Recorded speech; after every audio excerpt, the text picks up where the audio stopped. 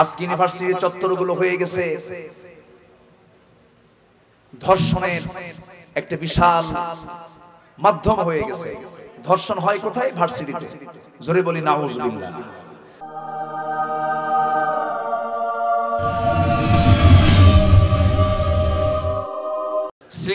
শ্লীলতাহানি হয় কোথায়? ভার্সিটিতে। সম্প্রতি কিছুদিন আগে সবার জানা আছে একটা মেয়েকে ধর্ষণ করা হলো। ঢাকা ইউনিভার্সিটির অনার্সের ছাত্রী তাকে ধর্ষণ করা হলো। 2-3 দিন পর গোটা দেশ থেকে সার্চ করে মোস্ট ওয়ান্টেড আসামি খুঁজে বের হলো, নাম তার মজনু। ঠিক কি না? মজনু বের হলো, যার দাঁত ঠিক নাই, নজর ঠিক নাই, গুতা মারলে 3-4 উল্টান খায়। সম্মানিত ভাইয়েরা, আমরা কি বলবো? সম্মানিত বন্ধুগণ, জাহাঙ্গীরনগর ইউনিভার্সিটি আমার এক স্যার সেদিন আমার পাশে বসে আমার আলোচনা শুনলেন। আমি তাকে বললাম, স্যার আপনার ইউনিভার্সিটির একটা ন্যাক্কারজনক ইতিহাস আছে, সেই ইতিহাসকে ঢাকতে হলে, সেই ইতিহাসকে যদি আমরা মানে ঢাকতে চাই, ভালো দিয়ে ঢাকতে হবে, তা হলো পর্দার বিধানকে জারি করে দেওয়া। ঠিক কি না? সমাজ থেকে জেনা, ব্যভিচার, ধর্ষণ, ইফটিজিং সব কিছু বন্ধ হওয়ার একমাত্র উপায় হলো সমাজে পর্দার বিধান চালু করে দেওয়া। আমরা নাকি পর্দার বিধান চাই বলে এটা নাকি নারীদের ক্ষমতার, নারীদের সম্মান হানিকর নাকি বক্তব্য এগুলো। আমরা কি আমাদের কোনো নিজস্ব মন গড়া কোনো বাপ দাদার কাহিনী কই? নিজের মন গড়া কথা বলি? যারা আমাদের বিরুদ্ধে কথা বলেন, আমরা নাকি নারী বিরোধী বক্তব্য দেই, নারীদের সম্মান সম্ভ্রমের বিরুদ্ধে যারা আমরা নাকি বক্তব্য দেই, এই জাতীয় মন্তব্য তারাই করতে পারে যারা সমাজের নারীকে উলঙ্গ দেখতে চায়। আমরা আমাদের নারীকে উলঙ্গ দেখতে চাই না, আমরা ঢাকিয়ে রাখতে চাই। ঠিক কি না? আমার মা, আমার মেয়ে, আমার বোনের সম্মান কে দিয়েছেন? আসতে বলবেন না, কে দিয়েছেন? এই জন্য পর্দার বিধান ছাড়া সমাজে কোনোদিন জেনা, ব্যভিচার, ধর্ষণ বন্ধ হবে না, হবে না, হবে না, হবে না। ঠিক কি না? পর্দা কার বিধান? আসতে বলবেন না, কার বিধান? এই পর্দা কে দিয়েছেন? আল্লাহ দিয়েছেন। আল্লাহ বলছেন, তোমরা যখন পরপুরুষের সঙ্গে কথা বলবে তখন তোমরা আড়াল থেকে কথা বলো, আড়াল থেকে, সামনে না গিয়ে আড়াল থেকে কথা বলো। দুলাভাই শালার সঙ্গে, দুলাভাই শালীর সঙ্গে কথা বলতে পারবে আড়াল থেকে, দেখা করতে পারবে। কিন্তু বগুড়ায় এমন দুলাভাই আছে কিনা জানি না, শালী পাইলেই সিটটা আছে নাকি? হ্যাঁ আছে? নাই। এখন তো সব একদম হাসান বস্রি হয়ে গেছে। শালী পাইলে সিটটায়, শালীরে হুন্ডার পিছনে নিয়ে গোটা বগুড়া শহর ঘুরে। এমন দুলাভাই আছে না নয়? আচ্ছা, ওদের কাছে এগুলো ওয়াজ ভালো লাগবে না। বউ বলে, তুমি আমার বোনকে নিয়ে ঘোরো, আমার কি একটু শখ হয় না তুমি আমারে নিয়ে ঘোরো? কে তোরে নিয়ে ঘুরলে আমার রুচি হয় না। সম্মানিত ভাইয়েরা, এই নোংরামি গুলো বন্ধ করতে হবে। নোংরামি বন্ধ হবে ওয়াজ করে নয়, নোংরামি বন্ধ হবে পর্দার বিধান জারি করার মধ্য দিয়ে। মুসলমান দরবার খুলে এগুলো বন্ধ হবে না। আমার দেশে দরবার কিন্তু বহু আছে। দরবার আছে না নাই? খানকা আছে না নাই? আমি খানকা দরবারের বিরুদ্ধে আমি কথা বলার জন্য আসিনি, তবে শুধু খানকা খুলে আর দরবার খুলে এগুলো বন্ধ হবে না। শুধু 2-3 ঘন্টার ইমামতির দায়িত্ব পালন করে আল্লাহর কাছে আমরা জবাব দিতে পারবো না। আমার রাসূল 2-3 ঘন্টার ইমাম ছিলেন না, আমার রাসূল ছিলেন 24 ঘন্টার ইমাম। রাসূল ছিলেন মদিনার ইমাম, মদিনার মসজিদের ইমাম। রাসূল ছিলেন সেই সময়ের শ্রেষ্ঠ আদালতের ইমাম। কিন্তু আজকে ইমামকে শুধু মসজিদে রেখে দেওয়া হয়েছে, আর বিচার করছে হলো তারাই যাদের নামাজ নেই, যাদের কালাম নেই, যাদের দ্বীন নেই, যাদের সততা নেই। ঠিক কি না? সম্মানিত ভাইয়েরা, এই জন্য আমাদের কিছু দায়িত্ব আছে না নাই? আসতে বলবেন না, আছে না নাই? দায়িত্ব আছে, আমাদের দায়িত্ব পালন করতে হবে। আমাদের দায়িত্ব কে দিয়েছেন? আল্লাহ দিয়েছেন। সম্মানিত ভাই, ইবনে মাসউদের কথা বলছিলাম, মনে আছে? ইবনে মাসউদ রাদিয়াল্লাহু তাআলা আনহু ওই কাফেলার ভিতরে তিনি ছিলেন, কিন্তু ওমরে ফারুক তাকে চিনলেন না। ওমরে ফারুক বললেন, শ্রেষ্ঠ আয়াত কোনটা? সঙ্গে সঙ্গে বলা হলো আয়াতুল কুরসি। ওমর ফারুক আশ্চর্য হলেন, এত বড় জ্ঞানী লোকটাকে এর ভিতরে কথা বলছে। এরপরে প্রশ্ন করলেন, কোরআনে কারীমের ভিতরে সবচাইতে তথ্যবহুল, সবচাইতে মজবুত কোন আয়াতটা আছে, যে আয়াতটা অত্যন্ত গুরুত্বপূর্ণ অর্থ বহন করে, ব্যাপক অর্থ বহন করে, কোন আয়াতটা? ভিতর থেকে একজন জবাব দিচ্ছেন, ইন্নাল্লাহা ইয়া'মুরু বিল আদলি ওয়াল ইহসান ওয়া ইতা'i যিল কুরবা ওয়া ইয়ানহা আনিল ফাহশাই ওয়াল মুনকারি ওয়াল বাগি ইয়া'ইযুকুম লা'আল্লাকুম তাযাক্কারুন। জোরে বলি আল্লাহু আকবার। ওমর ফারুক আশ্চর্য হয়ে বললেন, ঠিক আছে, কোরআনে কারীমের ভিতরে কোন আয়াতটা সবচেয়ে আশাব্যঞ্জক, মনের ভিতরে আশা সঞ্চার করে দেয়, কোন আয়াতটা বলে ফেলো।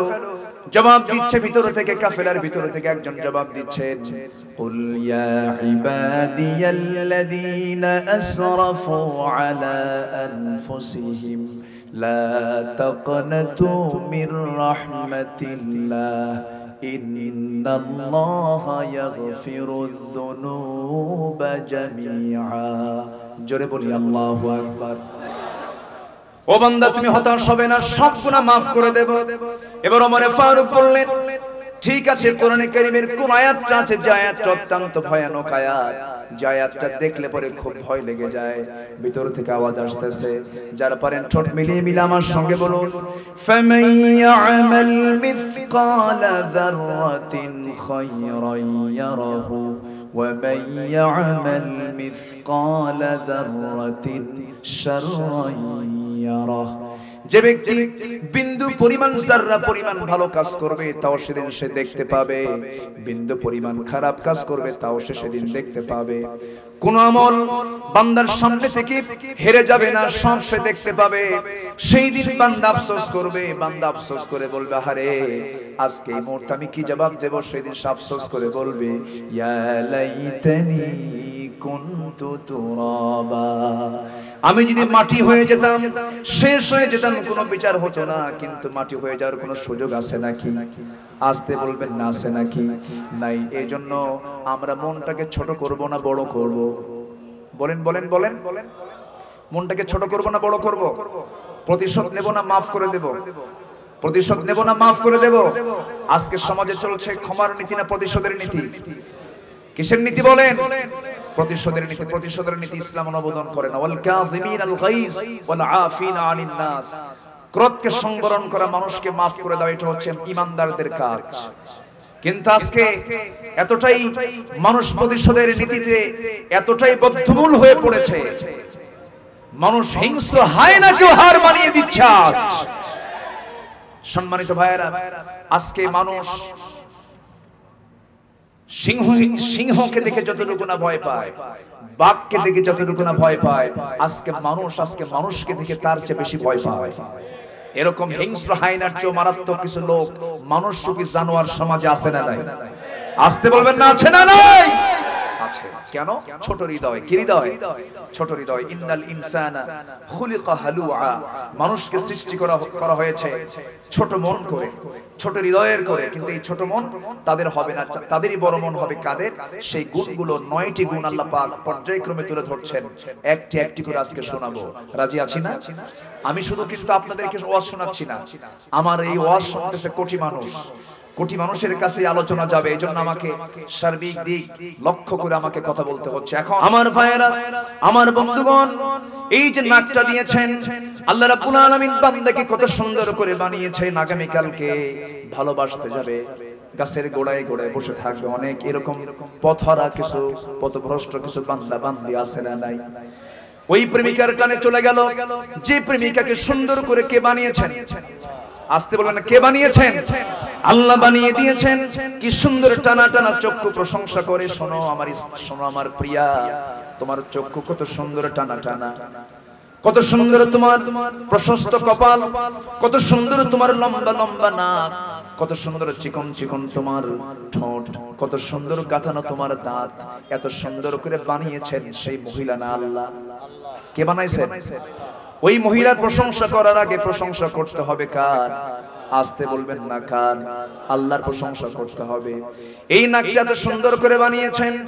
এই নাকের কাজ হলো সুঘ্রাণ নেওয়া, এই নাকের কাজ হলো গন্ধ নেওয়া। সুগন্ধ কোনটা, দুর্গন্ধ কোনটা, বাসি কোনটা, টাটকা কোনটা, এই নাকটা আল্লাহ রাব্বুল আলামিন রেখে দিয়েছেন আবার অক্সিজেন গ্রহণ করার জন্য। আমরা অক্সিজেন গ্রহণ করি, প্রতিনিয়ত অক্সিজেন গ্রহণ করেই যাচ্ছি। কোন সেকেন্ড অক্সিজেন বাদ আছে নাকি? আসতে বলবেন না বাদ আছে নাকি? ভাত আগে না অক্সিজেন আগে? বলেন বলেন বলেন বলেন বলেন। ভাত আগে না অক্সিজেন আগে?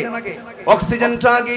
এই অক্সিজেন গ্রহণ করতে নিয়ে এই যে রাস্তার ধারে আমরা বসে আছি, রাস্তার ধারে কিন্তু বসা ঠিক না। ক্বালা ইয়াকুম ফিল জুলুসি বিতুরাকাত, দূরে থাকো, রাস্তায় বসে থেকে দূরে থাকতে বলেছেন মুহাম্মদ সাল্লাল্লাহু আলাইহি ওয়াসাল্লাম। এই যে রাস্তায় আমরা বসে আছি, কত ধুলাবালি ওড়ে, সেই ধুলাবালিগুলো নাকের ভিতরে ঢুকে যায়, চোখের মধ্যে ঢুকে যায়। আল্লাহ বলছেন বান্দারে, এই চোখের মধ্যে জীবনে এই ধুলাই মুলে জমিনে চলতে গিয়ে কত ধুলা তোমার চোখের মধ্যে ঢুকে গেছে। এই চোখের ধুলাগুলো পৃথিবীর কেউ বের করতে পারবে না। আমি তোমার চোখ বানিয়ে দিয়েছি, আমি তোমার এমন রব, যখন তোমার চোখের মধ্যে পাপড়িকে ভেদ করে যখন কোনো ধুলা মুখে চোখের মধ্যে ঢুকে যায়, আমি আল্লাহ নিজেই আলটিমেটলি তোমার চোখের মধ্যে এক্সট্রা কিছু পানি বের করে দেওয়ার ব্যবস্থা করে দিয়েছি। সেই পানির মধ্য দিয়া সেই ধুলাগুলো তোমার চোখ থেকে আমি বের করে চোখটাকে ফ্রেশ রেখে দিয়েছি। আমার জমিনগুলো দেখো, আমার সৃষ্টিগুলো দেখো, আমার জিকির করো, আমার ফিকির করো। আল্লাযীনা ইয়াযকুরুনাল্লাহা কিয়ামান ওয়া কুউদা, আমাকে নিয়ে গবেষণা করো, আমাকে নিয়ে চিন্তা ফিকির করো। আবার নাকের মধ্যেও ধুলাবালি ঢোকে, ধুলাবালি ঢোকে না? নাকের মধ্যে ধুলাবালি ঢোকে। এতগুলো ধুলাবালি যদি নাক থেকে না বের হতো, মানুষ তো রোগী হয়ে যেত। এই ধুলাই মলিন জমিনে চলতে গিয়ে ওই সমস্ত ধুলাবালিগুলো নাকের মধ্যে ঢুকতেছে প্রতিনিয়ত। আল্লাহ রাব্বুল আলামিন রোগ থেকে মুক্ত করার জন্য, জীবাণু মুক্ত দেহটাকে সুন্দর করে উপহার দেওয়ার জন্য আল্লাহ রাব্বুল আলামিন এমন রব, নাকের ভিতরে আল্লাহ পাক এমন একটা সুন্দর ব্যবস্থা করে দিয়েছেন, যখন বেশি পরিমাণে জার্ম হয়ে যায়, অনেক জীবাণু যখন ঢুকে যায়, বান্দাকে আল্লাহ পাক ন্যাচারাল একটা হাঁচি দিয়ে দিয়েছেন। হাঁচি দিয়ে দিয়েছেন কে?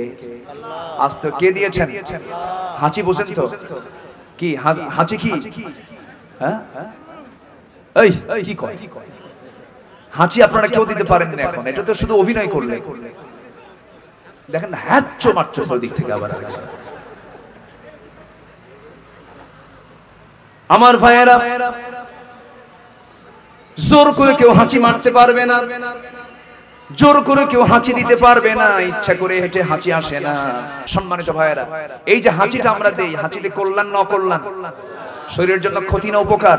ইন্নাল্লাহা ইউহিব্বুল উতাস ওয়া ইয়াকরাহুত তাসাউব, আল্লাহ পাক হাঁচিকে খুব ভালোবাসেন। কত আগে রাসূল বলে দিলেন, জোরে বলি সুবহানাল্লাহ। হাঁচিকে আল্লাহ কেন ভালোবাসেন? বান্দা যখন হাঁচি দেয়, হাঁচিটার গতি হলো, বান্দা যখন স্বাভাবিকভাবে 10 সেকেন্ড আগেও বান্দা জানে না কখন আমি হাঁচিটা ফেলবো, হাঁচিটা আল্লাহর পক্ষ থেকে বান্দার দেহের জন্য আসে। বান্দা যখন হাঁচি মারে, সেই হাঁচির এক একটা হাঁচির গতি হলো ঘন্টায় 160 মাইল। কেউ তো সুবহানাল্লাহ বললেন না। গতি মনে হয় কম হয়ে গেছে, আর একটু কম হলো তো গতি, না? জোরে বলে সুবহানাল্লাহ। হাঁচির গতি হলো ঘন্টা 160 মাইল। 160 মাইল গতিতে হাঁচি বান্দা মারে। সে হাঁচি মারার সঙ্গে সঙ্গে শরীরের ভেতরে 3 থেকে 4 হাজার জীবাণু থেকে যায়। সেই জীবাণুগুলোকে একটা হাঁচির মধ্যে দিয়ে আল্লাহ রাব্বুল আলামিন বের করে দেন। ধুলা যত আবর্জনা গুলো নাকের মধ্যে ঢুকেছিল সব বের করে দেন। মাথার সূক্ষ্ম সূক্ষ্ম নার বাছে, এই সূক্ষ্ম সূক্ষ্ম নারগুলো নিষ্ক্রিয় হয়ে যায়। মোবাইল যারা ইউজ করেন, ইউজ করতে করতে হঠাৎ করে হ্যাং হয়ে যায়, কাজ করে না, কোনো বাটন কাজ করছে না, কোনো স্ক্রিন কাজ করছে না। সেই সময় শাটডাউন দিয়ে বন্ধ করে আবার রিস্টার্ট দিলে পরে ঠিক হয়ে যায়। আল্লাহ যখন দেখেন বান্দার ব্রেনে একটু সমস্যা সৃষ্টি হতে পারে, সঙ্গে সঙ্গে আল্লাহ রাব্বুল আলামিন এত সুন্দর নিয়ামতের হাঁচিটা দিয়ে বান্দার ব্রেনকে আল্লাহ পাক রিসেট করে দেন, রিস্টার্ট করে রিফ্রেশ করে দেন। জোরে বলি সুবহানাল্লাহ, জোরে বলি সুবহানাল্লাহ। শুধু সৃষ্টি করেই ক্ষান্ত হননি, এটাকে ঠিক রাখেন কে? আস্তে বলি, ঠিক রাখেন কে? লাঞ্চ দিয়েছেন কে? লাঞ্চ দিয়েছেন কে? বিড়ি খায় নষ্ট করে কে? আল্লাহ না? অনেকে কইছে আল্লাহ। বান্দা খাই বিড়ি, দোষ হলো আল্লাহর, না? খুব সুন্দর, আপনারা বলি আলহামদুলিল্লাহ। আমার ভাইয়েরা, এইরকম করে আল্লাহ রাব্বুল আলামিন বান্দার সকল চাহিদা পূরণ করে দিয়ে বলছেন, বান্দারে তোর দায়িত্বটা হলো আমার গোলামি করা, আমাকে না ভুলে যাওয়া। আল্লাহ বলছেন, শোনো, মানুষের স্বভাবগুলো বুঝায় দিলাম। সূরা মাআরিজের ভিতরে তিনটা বৈশিষ্ট্য বান্দার স্বাভাবিকভাবে বৈশিষ্ট্য তুলে ধরেছেন। বান্দারা হয়, মানুষ হয় কি, ছোট মন না বড় মন? ছোট মনের। নাম্বার 2 হলো আল্লাহ রাব্বুল আলামিন বলছেন, ইদা মাসসাহুশ শাররু জাযুআ, যখন বিপদ আসে তখন সে ঘাবড়ে যায়, হতাশ হয়ে যায়।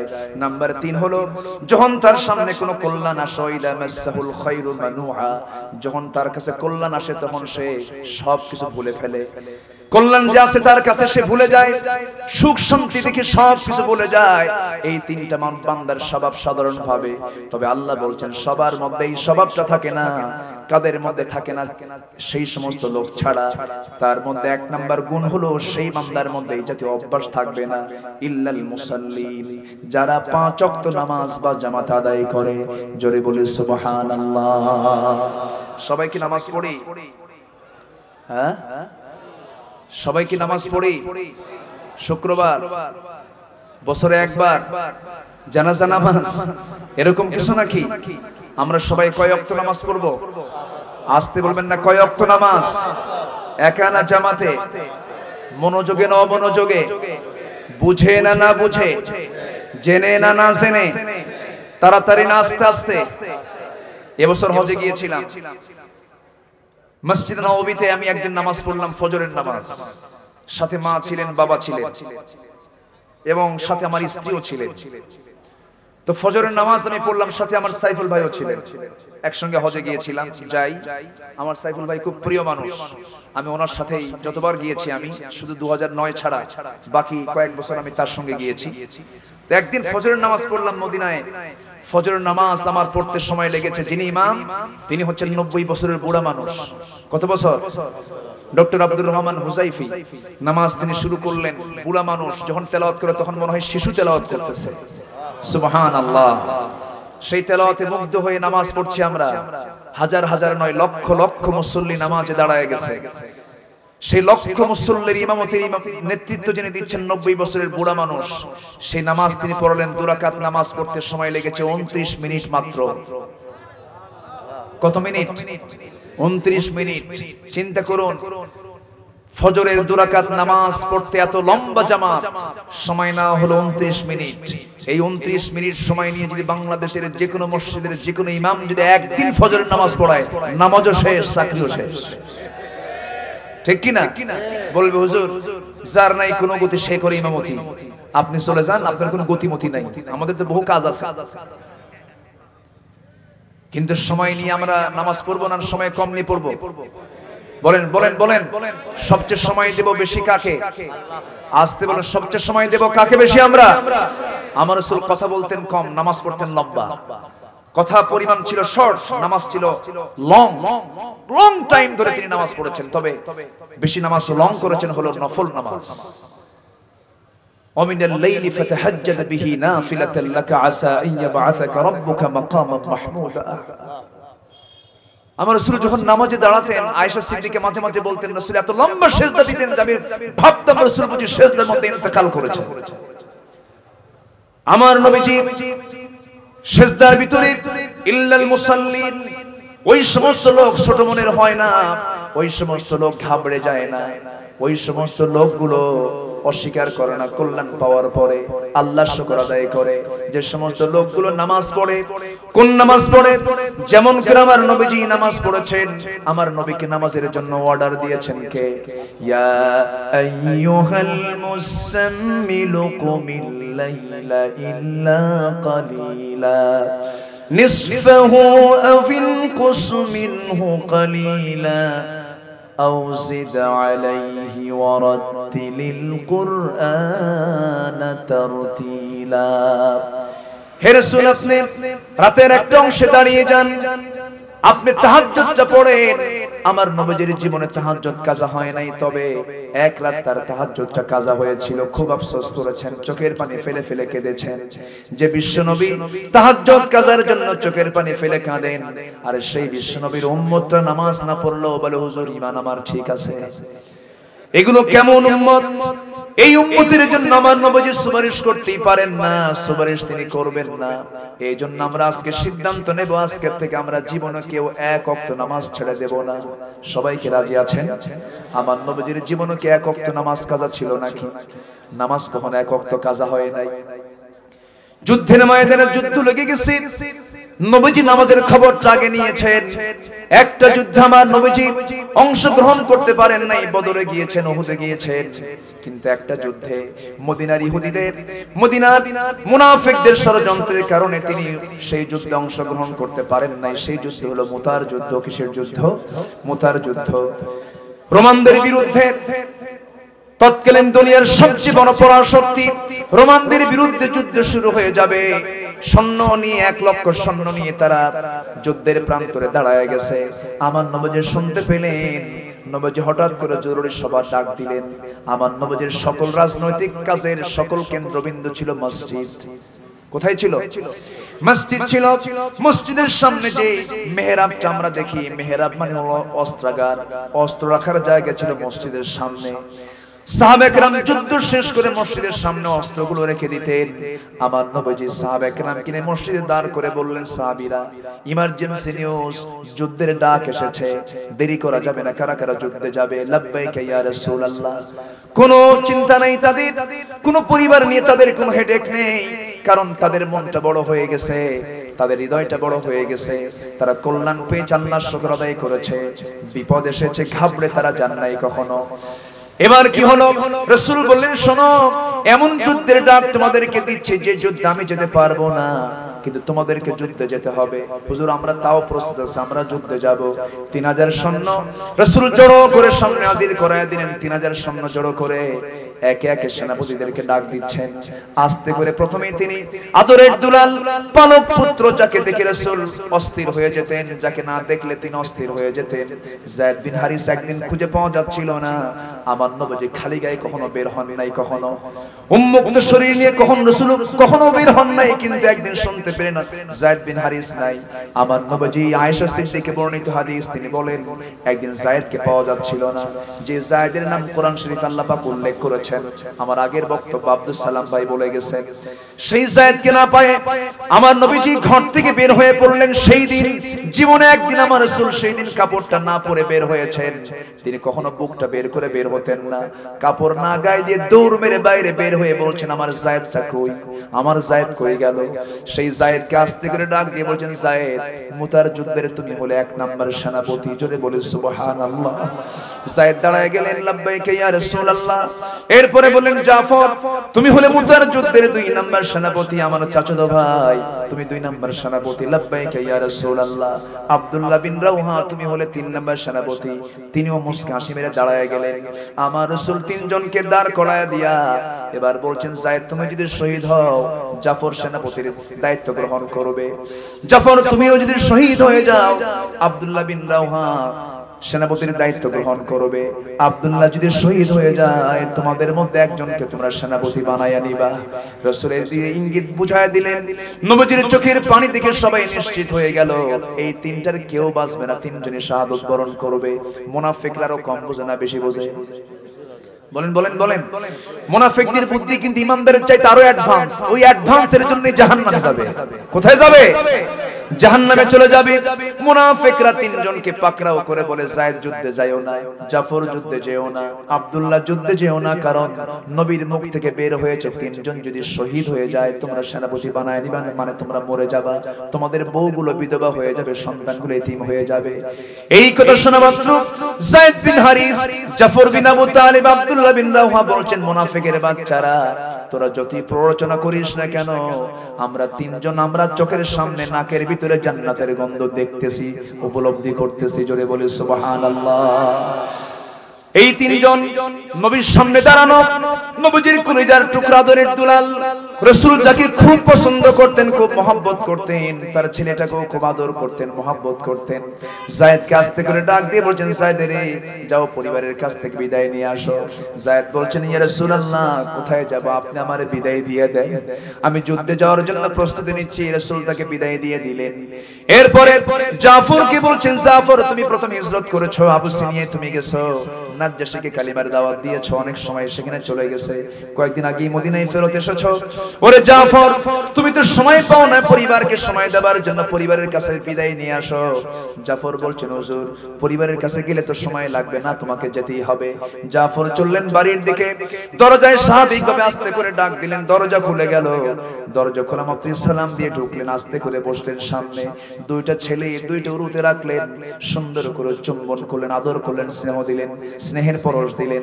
আস্তে করে স্ত্রীকে ডাক দিয়ে সুন্দর করে বুঝায় বলছেন, স্ত্রী, আমার জন্য দোয়া করো, মুতার যুদ্ধে আমি অংশগ্রহণ করতে যাচ্ছি, আল্লাহ যেন আমাকে শহীদের দরজা যেন দিয়ে দেয়। জাফরের স্ত্রী কান্দে আর বলে, আমার স্বামী গো, আবিসিনিয়া থেকে কেবল হিজরত করে আসলাম আমরা মদিনার দিকে, আমি আপনার জন্য শহীদের দোয়া করব না, আমি আপনার জন্য গাজীর দোয়া করব। আপনি যুদ্ধে যান, আমি মানা করব না, আপনি যুদ্ধে চলে যান, কিন্তু আমি আপনার জন্য দোয়া করি আপনি গাজী হয়ে যুদ্ধের ময়দান থেকে ফিরে আসেন। এই কথা শোনার মাত্র তিনি তার কাছে একটা শেল বেঁধে গেল, দারুণ তিনি কষ্ট পাচ্ছেন। বলছেন, শোনো, আমার মন চাই একটা, তুমি দোয়া করো আরেকটা। আমার মন তো এটা চাচ্ছে না আমি গাজী হই, তবে আমার মন বলছে আমি শহীদ হয়ে যাব।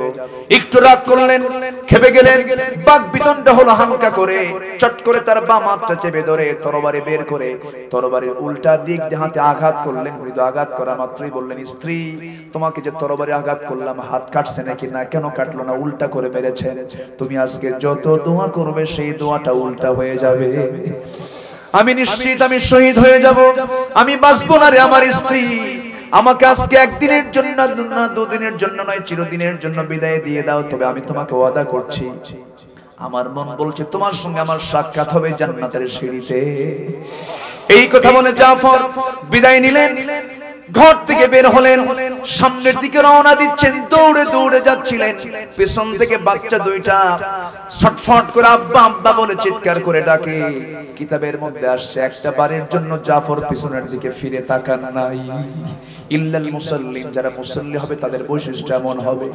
আমার ভাইরা, জাফর বিদায় নিলেন, আব্দুল্লাহ বিন রাওহা করলেন কি? আব্দুল্লাহ বিন রাওহা, রাসূল বলেন, আব্দুল্লাহ যাও বিদায় নিয়ে আসো। বাড়িতে চলে গেলেন। তার আবার এমন একটি ইতিহাস, দুপুরবেলা বিয়ে করেছেন, গায়ে হলুদ, গায়ে রং লাগানো, গায়ে মেহেদি লাগানো, সুন্দরী স্ত্রী ঘরের মধ্যে। দুপুরবেলা বিয়ে করেছেন, সন্ধ্যাবেলায় যুদ্ধের ডাক চলে এসেছে। বাড়িতে আসলেন, দরজার পিছনের শিকলটা লাগায় দিলেন। শিকল লাগায় দিয়ে বলছেন, স্ত্রী, দরজার সামনে এসে দাঁড়াও, কিন্তু দরজা খোলা যাবে না, দরজা আমি খুলবো না, তোমার সঙ্গে আড়াল করে কথা বলি। রাসূল আমাকে মুতার যুদ্ধের সেনাপতি বানিয়ে দিয়েছেন, যুদ্ধে যাচ্ছে, আমাকে বিদায় দিয়ে দাও, একদিনের জন্য না, দুদিনের জন্য নয়, চিরদিনের জন্য বিদায় দিয়ে দাও। স্ত্রী বলছে, স্বামী গো, এমন স্বামী গ্রহণ করলাম যাকে একটাবার ভালো করে দেখতে পেলাম না। আপনি একটাবার দয়া করে দরজা খুলে ভিতরে চলে আসুন, একটাবারের জন্য আপনাকে দেখে নেই, যেন কিয়ামতের দিন হাসরের ময়দানে অসংখ্য লোকের মাঝখান থেকে যেন আমি আপনাকে স্বামী হিসেবে চিনতে পারি। এতটুকু কথা শোনার সঙ্গে সঙ্গে একটি বিশাল কান্নার রোল পড়ে গেল। সঙ্গে সঙ্গে আব্দুল্লাহ বলছেন, স্ত্রী, তুমি যদি আমাকে স্মরণ করতে পারো, মৃত্যু পর্যন্ত তোমার যদি কোনো স্বামী তুমি না গ্রহণ করো, আমি যদি তোমার জীবনের শেষ স্বামী হয়ে থাকি, তোমার জীবনে যদি আর কোনো বিয়ে না হয়, আমি শহীদ হয়ে যাব, আমি নিশ্চিত করে বলতে পারছি। অবশ্যই কিয়ামতের সেই কঠিন কণ্ঠকে কীর্ণ ময়দানে অসংখ্য লোকের মাঝে পরিচয় করে দেওয়ার দায়িত্ব আমার আল্লাহ নিজে গ্রহণ করে নিবেন। এই কথা বলে স্ত্রীর চেহারার দিকে না তাকায়া আল্লাহর প্রেমে উদ্বুদ্ধ হয়ে জিহাদ ফি সাবিলিল্লাহর কাজে নিজেকে আত্মনিয়োগ করলেন, যুদ্ধে ঝাঁপিয়ে পড়লেন। প্রথমে যায়েদ বিন হারিস শাহাদাত বরণ করলেন, কালিমার ঝান্ডা জাফর হাতের মধ্যে তুলে নিলেন, তিনিও শাহাদাত বরণ করলেন। আব্দুল্লাহ বিন রাওহা কালিমার ঝান্ডা হাতের মধ্যে তুলে নিলেন। যুদ্ধ শুরু হয়ে গেছে, তাকেও দুনিয়া থেকে বিদায় করে দেওয়া হলো। আব্দুল্লাহর ডান হাতে কালিমার ঝান্ডা, ডান হাত কেটে ফেলা হলো। বাম হাতে কালিমার ঝান্ডা নিলেন, বাম হাতও কেটে ফেলা হলো। চট করে মুখের মধ্যে কালিমার ঝান্ডা নিয়ে নিলেন, দুই পা কেটে ফেলা হলো, মস্তকটা কেটে ফেলা হলো, মস্তক ছিটকে পড়েছে। সেই সময় দূর থেকে ওই চতুর্থ নম্বর সেনাপতি যিনি নিযুক্ত হয়েছেন খালিদ বিন ওয়ালিদ রাদিয়াল্লাহু তাআলা আনহু, খালিদ সাইফুল্লাহ দূর থেকে লক্ষ্য করছেন কে যেন কালিমার ঝান্ডা ধরে আছে। সামনে গিয়ে দাঁড়ায় দেখেন কেউ ধরে নাই, ওই আব্দুল্লাহ বিন রাওয়া কামড় মেরে কালিমার ঝান্ডা তিনি ধরে আছে। সেই জায়গা থেকে কালিমার ঝান্ডা তিনি আনবেন, কিন্তু এমন শক্ত করে কামড় মেরে ধরে আছেন মস্তক সহ উঠে আসে, কানের মধ্যে মুখ ঢুকায় বলে, আমার আব্দুল্লাহ রে, আমি হলাম মুতার যুদ্ধের চতুর্থ নম্বর সেনাপতি, কালিমার ঝান্ডা আমারে দিয়ে দাও। মুখটা ফাঁকা হয়ে গেল, কালিমার ঝান্ডা হাতের মধ্যে নিয়ে যুদ্ধ শুরু হয়ে গেল। ওই খালিদ বিন ওয়ালিদ যে যুদ্ধে গিয়েছেন 250 বেশি যুদ্ধ করেছেন, প্রত্যেকটি যুদ্ধে তিনি বিজয়ের পতাকা ছিনিয়ে এনেছেন। খালিদ বিন ওয়ালিদ করলেন কি 3000 সৈন্য নিয়ে গ্রুপ গ্রুপ করে যুদ্ধ শুরু হয়ে গেছে। সেই যুদ্ধে খালিদ বিন ওয়ালিদ একা 8টা তরবারি ভাঙ্গার মধ্য দিয়া রোমান সৈন্যদেরকে পরাজিত করেছেন। গায়ের জোরে না ইমানের জোরে? আসতে বলবেন না, গায়ের জোরে না ইমানের জোরে? ইমানের জোরে বিজয়ী পতাকা পতপত করে মদিনার দিকে যখন নিয়ে আসতেছিলেন, নবীর সামনে সংবাদ চলে গেছে। আমার নবীজি প্রথমে করলেন কি, যায়েদের বাড়িতে চলে গেলেন, যায়েদ বিন হারিসের বউয়ের সামনে গিয়ে দাঁড়ালেন। ওসামা ইবনে যায়েদকে কোলের মধ্যে কোলে নিয়া কাঁদতেছেন। ওসামা ইবনে যায়েদের মা এসে বলছেন, ইয়া রাসূলুল্লাহ, আপনি কাঁদেন কেন? রাসূল বলছেন, আমাকে সংবাদ দেওয়া হয়েছে আমার যায়েদ জান্নাতের পাখি হয়ে জান্নাতের মধ্যে উড়ে বেড়াতেছে। জাফরের বাড়িতে গেলেন, চাচাতো ভাই আবু তালিবের ছেলে জাফর বিন আবু তালিবের বাড়িতে গেলেন। যাওয়ার পর স্ত্রী কান্দে, সন্তান দুইটাকে কোলের মধ্যে নিয়ে বলছেন, ওরে জাফরের স্ত্রী, মন খারাপ করো না, তোমার স্বামী আমার জাফর, আমার ভাই জাফর জান্নাতের পাখি নিয়ে জান্নাতের পাখি হয়ে জান্নাতের মধ্যে উড়ে বেড়াতেছে। আব্দুল্লাহ বিন রাওয়া জান্নাতের পাখি হয়ে জান্নাতের মধ্যে উড়ে বেড়াতেছে। রাসূল শোক সন্তপ্ত পরিবারের কাছে গিয়ে তাদের সঙ্গে মত বিনিময় করলেন। নবীজিও কাঁদলেন। সর্বশেষ তিনি কেঁদে কেঁদে বলছেন, আয় আল্লাহ তাআলা, এই 3 সেনাপতি যুদ্ধে শাহাদাত বরণ করেছে, এদের শেষ সময় পর্যন্ত আমি রাসূল সন্তুষ্ট। আল্লাহ তুমি তাদের প্রতি রাজি হয়ে যাও, সন্তুষ্ট হয়ে যাও। আমার বন্ধুগণ, ওই খালিদ বিন ওয়ালিদ কালিমার পতাকা নিয়ে যখন নবীর সামনে যখন হাজির হয়ে গেলেন, নবীর সামনে যখন দাঁড়ালেন, নবীজি কে মরেছে, কে বেঁচে আছে, কে শহীদ হয়েছে, এই সংবাদটা আগে না জেনে বললেন, শোনো, তোমাদের নামাজ যুদ্ধের মাঝে সঠিকভাবে তোমরা আদায় করেছো কিনা? জোরে কোন সুবহানাল্লাহ। আল্লাহ বলছেন, সবচেয়ে বড় গুণ হলো বান্দা ইল্লাল মুসাল্লিন, যারা মুসল্লি হবে, যারা নামাজটাকে ঠিক মতো আদায় করবে, নামাজ যাদের ঠিক হয়ে যাবে তাদের সব ঠিক হয়ে যাবে। আমার দেশের নামাজের কোনো শাসন আছে নাকি? আসতে বলবেন না, আছে নাকি? স্কুলে যাবার জন্য শাসন আছে না নাই? আসতে বলবেন না, আছে না নাই? মিছিলে না গেলে হল থেকে ছাত্র বের করে দেওয়ার রেকর্ড আছে না নাই? মিছিলে কেন গেলি না? হল থেকে বের করে দেয়। মিছিলে কেন গেলি না? টর্চার ছেলে না হয়, আবরারকে হত্যা করা হয়, ঠিক কি না? আমার ভাইয়েরা, এত কিছু শাসন করা হয়, নামাজের জন্য শাসন করা হয় না। উচিত ছিল শিক্ষা ডিপার্টমেন্ট থেকে, শিক্ষা মন্ত্রণালয় থেকে একটা প্রজ্ঞাপন জারি করা দরকার ছিল, প্রত্যেকটা স্কুলে প্রাপ্তবয়স্ক ছেলে মেয়ের জন্য নামাজ বাধ্যতামূলক করে দেওয়া দরকার, ঠিক কি না? তা তো করবে না, তা না করে বরঞ্চ তার উল্টা কিছু করে ফেলে। আমার বন্ধুগণ, ভালো হতে হলে আগে নামাজি হব আমরা। সবাই কি নামাজি হতে রাজি আছি? সবাই কি নামাজি হব? কয় ওয়াক্ত নামাজ পড়বো আমরা? 5 ওয়াক্ত নামাজ। জীবনে কেউ ছেড়ে দেব? আসতে বলবেন না, ছেড়ে দেব? নামাজ ছেড়ে দেওয়া যাবে না। নামাজটা কি সুন্দর করতে হবে। নামাজ যার সুন্দর হবে, ঈমান তার সুন্দর হয়ে যাবে। নামাজ যার যত সুন্দর, ঈমান তার তত সুন্দর।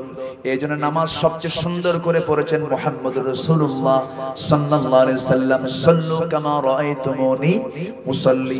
তোমরা তেমন করে নামাজ পড়ো যেমন করে আমি রাসূল নামাজ পড়ি, তেমন করে তোমরা নামাজ পড়ো। আমার রাসূল যখন নামাজে দাঁড়াতেন, রুকুতে যেতেন, সিজদায় যেতেন, লম্বা লম্বা সময় তিনি নামাজ পড়তেন। কিন্তু আমাদের সমাজে কিছু মুসল্লি আছে, সামিয়াল্লাহু লিমান হামিদা মাঝখানে আছে না নাই? বলেন, সামিয়াল্লাহু লিমান হামিদা কই না। রুকুতে যায় ভাবে খামাখা ওই পাড়ায় যাওয়ার দরকার, এই পাড়ায় তো আসছি। কি বোঝেন নাই? খামাকে ওই পাড়ায় যাওয়ার দরকার কি? এই পাড়ায় তো চলে এসেছি, রুকু থেকে সোজা সেজদা মারে, সেজদায় যেভাবে খামা খাবার ওঠার দরকার কি আবার তো আসতেই হবে, একসঙ্গে দুই সেজদা মারে, আছে না নাই? আচ্ছা, এরকম করে নামাজ পড়া যাবে না। আল্লাহ সুন্দর করে বলছেন কোন বান্দাগুলো এরকম কৃপণ নয়, কোন বান্দাগুলো এরকম অকৃতজ্ঞ নয়, যারা প্রকৃত মুসল্লি তাদের নামাজটা কেমন। আল্লাযীনা হুম আলা সালাতিহিম দাঈমুন, যারা নামাজের উপরে দায়েম থাকে, কায়েম থাকে, যারা নামাজের উপরে স্থিতিশীল থেকে যায়, সর্বক্ষণ দণ্ডায়মান থেকে যায় নামাজের উপরে, এমন বান্দা আল্লাহ পাক দারুণ তাদেরকে ভালোবাসেন। আমার বন্ধুগণ, এমন করে আমরা নামাজ পড়ব। নাম্বার 2 হলো ওয়াল্লাযীনা ফি আমওয়ালিহিম হাক্কুম মা'লুমুন লিস-সাইলি ওয়াল মাহরুম। জোরে বলি আল্লাহু আকবার।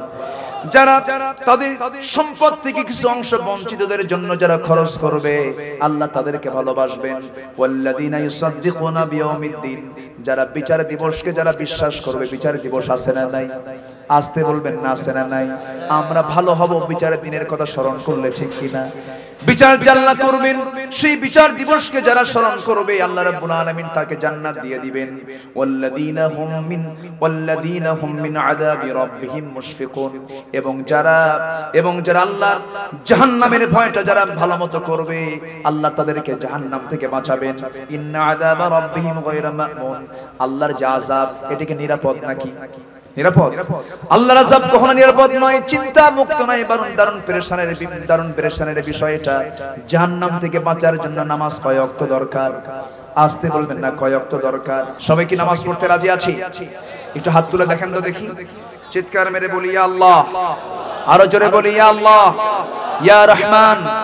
আমাদেরকে 5 ওয়াক্ত সালাত জামাতের সাথে আদায় করার তৌফিক তুমি আল্লাহ দিয়া দাও। জোরে বলি আমিন, আরো জোরে আমিন, আরো জোরে আমিন।